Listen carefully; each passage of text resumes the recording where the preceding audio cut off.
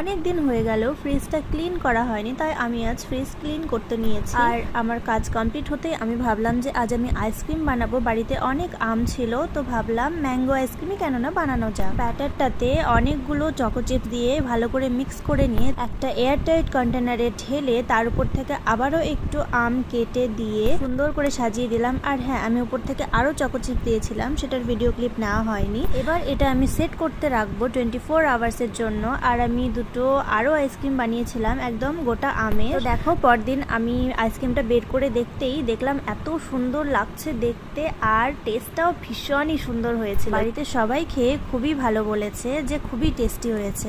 আমি শুধু তোমাদের আইসক্রিমের টেক্সচারটা দেখানোর চেষ্টা করছি। And C the texture of how creamy it is. ওই যে বললাম সাথে আমি আরো দুটো আইসক্রিম বানিয়েছিলাম গোটা আমে, ওইটাও আমি তোমাদেরকে কেটে দেখিয়ে দিলাম যে এটাও কত সুন্দর হয়েছে। আইসক্রিমগুলো দেখতে কেমন লাগছে তোমরাও কিন্তু অবশ্যই কমেন্টে জানিও। গরমের মধ্যে যদি এরকম টেস্টি হোমমেড আইসক্রিম পাওয়া যায় তাহলে আর কি চাই। বাই।